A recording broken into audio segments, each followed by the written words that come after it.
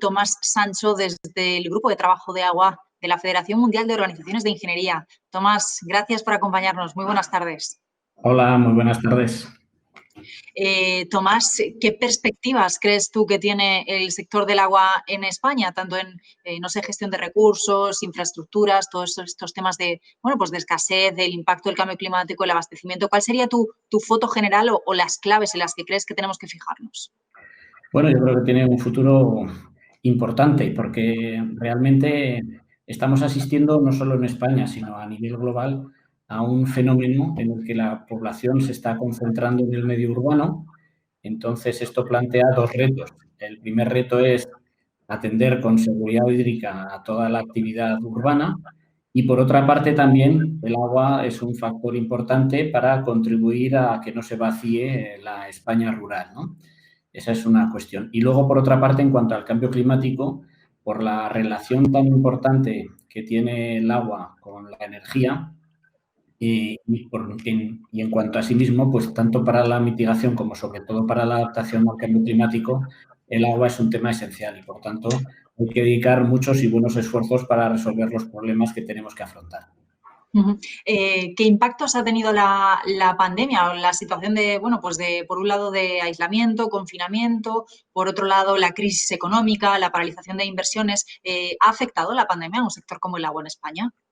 Bueno, yo creo que la pandemia ha puesto a prueba, sobre todo al sector de las empresas y de las compañías que están dando servicio para el abastecimiento y saneamiento y lo han superado con muy buena nota. Realmente no hemos sentido en ningún momento la carencia del agua y eso es porque los servicios han funcionado muy bien. Incluso se ha puesto un plan específico para una detección del COVID en las redes de saneamiento y en las depuradoras, que nos está permitiendo dar alertas y alarmas sobre la evolución de la pandemia a las autoridades. ¿Cómo dirías que está este sector en términos de colaboración público-privada? Porque, bueno, es uno de los sectores en los que más nos fijamos, ¿no?, en la gestión. No sé si crees que, bueno, pues que se va en el buen sentido o si crees que esa colaboración público-privada debería ser, bueno, pues más eficiente o caminar en alguna dirección distinta. Sí, yo creo que hay que precisar mucho cuando hablamos de colaboración público-privada, en sentido de que hay algo en los que somos muy buen ejemplo a nivel internacional, que es la participación de los usuarios en la gestión del recurso del agua. Esto, con la creación hace ya más de 90 años de las confederaciones hidrográficas, pues somos un ejemplo y un país pionero para que realmente los ciudadanos y los usuarios se sientan partícipes en la gestión del recurso. Hay otra parte que es distinta, ¿no?, que es realmente, tenemos estimado que hay que invertir más de 4.000 millones de euros durante los próximos 10 años. ¿Y de dónde salen esos recursos? Es difícil que salgan de las arcas públicas pese a la inyección que el mecanismo de recuperación y resiliencia de la Unión Europea va a suponer en este sentido. Y cuando hay unos usuarios que pagan una tarifa, pues parece que si hay una estabilidad en los mecanismos legales, normativos y una estabilidad en todo el marco que rodea al agua, podrían instrumentarse mejores participaciones públicos-privadas en temas concesionales y en financiación de infraestructuras por parte de las entidades financieras. ¿Qué papel crees tú que tiene en la actualidad o que debería tener el sector privado? Porque me mencionabas un poco, pero si puedes ampliar un poquito más esa parte. Claro, o sea, el sector privado, digamos que la administración está gestionando, por así decirlo, el agua en alta y luego las comunidades autónomas y las entidades locales son las que son competentes para todo el ciclo urbano del agua. Allí hay unas tarifas, hay unos usuarios, está excesivamente politizado, no hay una estabilidad en el marco normativo y entonces los inversores financieros y el mundo de la empresa y de la industria se siente poco proclive a invertir, como se hace en otros países, en lo que es el ciclo urbano del agua, porque realmente podrían las entidades financieras anticipar fondos e irlos recuperando a largo plazo mediante la asignación de parte de esas tarifas del agua. Si miramos, por ejemplo, a otros sectores, ¿no? Como la ingeniería o la industria, que están muy relacionados también con este sector, bueno, al final las infraestructuras, ¿no? necesarias y la tecnología necesaria para gestionar el agua, ¿qué papel crees que tienen el sector de la ingeniería o el sector de la industria para contribuir, por ejemplo, a la seguridad hídrica? Tiene un papel absolutamente decisivo. Como ciudadanos abrimos el grifo y es muy sencillo y sale agua y estamos todos, lo damos por sentado que vamos a ir al grifo, ¿no? Y si no se nos ha congelado la tubería, pues ahí lo tenemos, ¿no? Entonces, detrás de esto hay una tarea en la cual la ingeniería y la industria han desarrollado una labor ímproba y que tienen que seguir desarrollando. Para que se hagan idea, pues 4 de cada 5 gotas de las que se consumen en España han pasado por un embalse y por las grandes conducciones hidráulicas.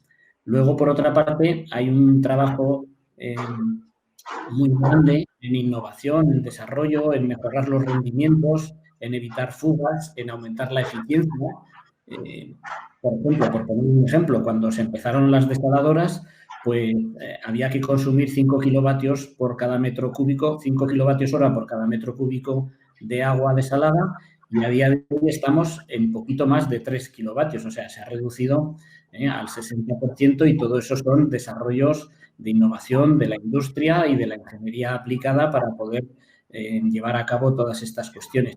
Y luego hay una contribución también importantísima que es la gestión de las infraestructuras existentes y del recurso, en el cual la ingeniería tiene un papel preponderante y lo lleva aplicando durante décadas en España, pero cada día nos enfrentamos a nuevos retos. Por ejemplo, España ha sido pionera en cuanto a satisfacer los recursos, pero digamos que es en este siglo XXI cuando hemos intensificado los aspectos relativos a la calidad del agua, de los procesos de depuración, de tratamiento, de reutilización, y entonces, bueno, pues se están acometiendo en estos momentos planes muy importantes como el de SEAR, que está impulsado por el Ministerio, pero que arrastrará a todo el sector industrial, empresarial y a la ingeniería, por supuesto, para que llegue a buen éxito. Si miramos a los desafíos, ¿no? que vienen a futuro, tanto la mayor demanda de un sector industria como de un sector energético o de la agricultura, ¿no? que es un sector muy demandante de agua, como veíamos hace un ratito, ¿cuáles son a tu juicio los mayores desafíos a los que nos enfrentamos? Hablaba antes de los vectores, ¿no? A nivel global. Además de los apuntados del cambio climático, del proceso de urbanización, está el crecimiento poblacional. El crecimiento poblacional significa que hay que producir un 60% más de alimentos en el mundo, que hay que producir un 40% más de energía, pese al incremento de eficiencia, y esto requiere agua. Entonces, por eso, pues Naciones Unidas, dentro de los Objetivos de Desarrollo Sostenible, está el 6, que es el agua, que está muy relacionado con el de alimentos, con el de energía. Pero hagámonos a la idea de que el agua es un factor geopolítico a nivel internacional de primera magnitud. Por ejemplo, China está desarrollando una activa política comercial y de inversiones, tanto en África como en Iberoamérica, a fin de asegurar granero, alimentación para toda su población, porque en su territorio les falta agua y no tienen capacidad de producción para todos los alimentos que necesitan. Es por poner un ejemplo, ¿no? A través de los alimentos viaja mucha agua de unos países a otros, es lo que llamamos el agua virtual, y de esta manera, pues realmente el agua no solo está en nuestro entorno inmediato, sino que está presente en muchos temas internacionales que son importantes. Y luego hay otro reto que tienen que asegurar las autoridades encargadas del agua y del medio ambiente, y es que no podemos hacer políticas cortoplacistas de aprovechar el recurso para satisfacer demandas a cambio de consumir más recursos naturales de lo que aguanta nuestro planeta, ¿no? Entonces, en este sentido, la preocupación es máxima y la Unión Europea es pionera a través de la Directiva Marco del Agua en dar este enfoque integrado entre atención a demandas y calidad del recurso y un consumo eficiente y responsable de los recursos naturales. Una última cuestión, Tomás, porque me mencionabas ahora mismo el caso de Europa. Yo sé que es difícil si te pido un análisis internacional es imposible porque son meter muchas cosas, pero tú que conoces bien el sector, nos hemos centrado más en España, pero tú que conoces bien el sector, no sé qué destacarías del exterior, porque al final, como hablábamos antes, el agua es un recurso de todos, ¿no? Está en todo el mundo y quizá tenemos una mirada muy nacional, ¿no? Cuando hablamos de estos y de otros temas, quizá tenemos que empezar a tener, sobre todo en algo que nos afecta a todos, una mirada mucho más global. ¿Qué destacarías tú del panorama internacional cuando hablamos de agua o de la gestión en otras regiones?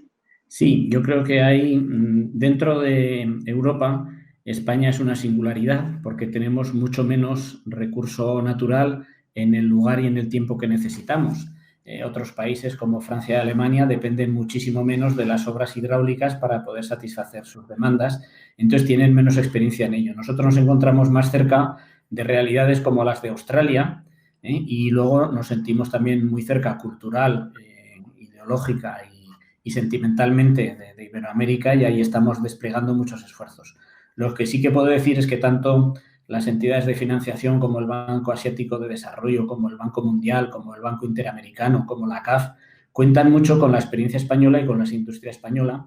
Y, por otra parte, el sector del agua, tanto público como privado, estamos haciendo muchos esfuerzos para hacer presente y conocedores al resto del mundo de nuestra realidad, porque a la vez que nos enriquecemos con las experiencias de otros lugares, pues nosotros también aportamos una experiencia y una capacidad de gestión y de conocimiento que es muy válida y que está siendo muy apreciada. Nuestras empresas con el agua están viajando muy bien por todo el mundo y son muy reconocidas. O sea que hay una marca España del agua, ¿no? Un poco. Sí, sí, sí, no, no un poco, o sea, está la marca España Agua, ahora este año se ha aplazado recientemente, solo habrá un evento de aplazamiento, pero está el Foro Mundial del Agua que se celebrará en 2022 en Senegal, y cada 3 años allí ponemos la marca España Agua en el frontispicio y vamos con nuestros buenos oficios, tanto ya digo el sector público como el privado, pues a mostrar nuestras capacidades y nuestras cualidades, y sobre todo algo que yo creo que es muy de destacar. En España, en general, somos un país muy bien recibido en todo el mundo. Saben que somos un país colaborador, generoso, y que defendemos nuestros intereses empresariales, pero siempre desde lo que podemos aportar y no en base a banalidades o a temas vacíos de contenido, sino simplemente compartiendo lo que la naturaleza nos ha obligado a desarrollar aquí en nuestro país, que para tener agua suficiente y tener agua segura no ha sido fácil y ha requerido mucha cabeza, mucho esfuerzo y mucha financiación. Bueno, pues que así siga siendo, ¿verdad? Tomás Sancho, muchísimas gracias por acompañarnos. Feliz día. Gracias a vosotros. Buena tarde.